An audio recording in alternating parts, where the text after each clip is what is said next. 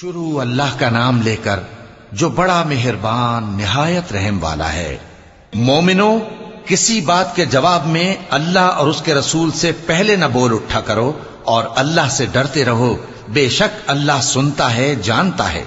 اے اہل ایمان، اپنی آوازیں پیغمبر صلی اللہ علیہ وآلہ وسلم کی آواز سے اونچی نہ کرو، اور جس طرح آپس میں ایک دوسرے سے زور سے بولتے ہو اسی طرح ان کے روبرو زور سے نہ بولا کرو، ایسا نہ ہو کہ تمہارے اعمال ضائع ہو جائیں اور تم کو خبر بھی نہ ہو۔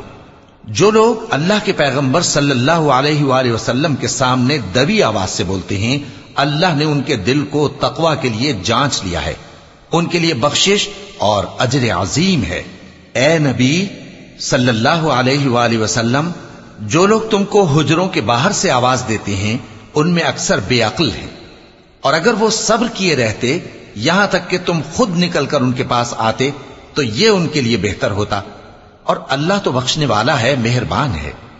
مومنو، اگر کوئی گناہگار تمہارے پاس کوئی خبر لے کر آئے تو خوب تحقیق کر لیا کرو، ایسا نہ ہو کہ کسی قوم کو نادانی سے نقصان پہنچا دو پھر تم کو اپنے کیے پر نادم ہونا پڑے۔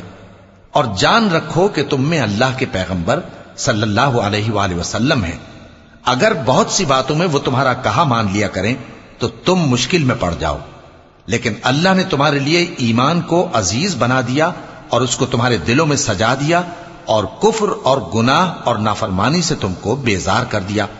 یہی لوگ راہ ہدایت پر ہیں، یعنی اللہ کے فضل اور احسان سے، اور اللہ جاننے والا ہے، حکمت والا ہے۔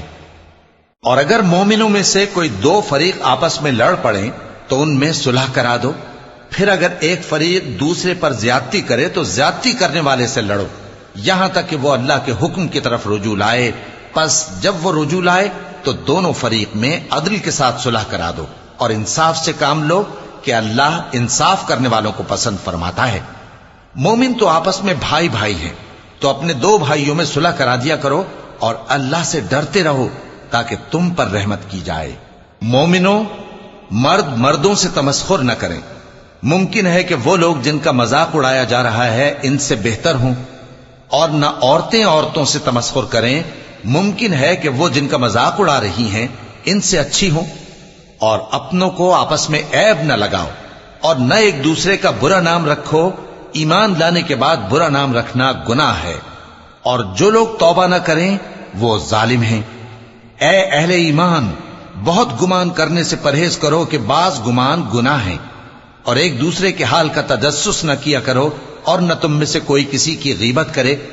کیا تم میں سے کوئی اس بات کو پسند کرے گا کہ اپنے مرے ہوئے بھائی کا گوشت کھائے؟ اس سے تو تم ضرور نفرت کرو گے، تو غیبت نہ کرو، اور اللہ کا ڈر رکھو، بے شک اللہ توبہ قبول کرنے والا ہے، مہربان ہے۔ لوگو، ہم نے تم کو ایک مرد اور ایک عورت سے پیدا کیا اور تمہاری قومیں اور قبیلے بنائے تاکہ ایک دوسرے کو شناخت کرو، بے شک اللہ کے نزدیک تم میں زیادہ عزت والا وہ ہے جو زیادہ پرہیزگار ہے۔ بے شک اللہ سب کچھ جاننے والا ہے، سب سے خبردار ہے۔ دیہاتی کہتے ہیں کہ ہم ایمان لے آئے، کہہ دو کہ تم ایمان نہیں لائے، بلکہ یوں کہو کہ ہم اسلام لائے ہیں، اور ایمان تو ابھی تمہارے دلوں میں داخل ہی نہیں ہوا۔ اور اگر تم اللہ اور اس کے رسول کی فرما برداری کرو گے تو اللہ تمہارے اعمال میں سے کچھ کمی نہیں کرے گا، بے شک اللہ بخشنے والا ہے، مہربان ہے۔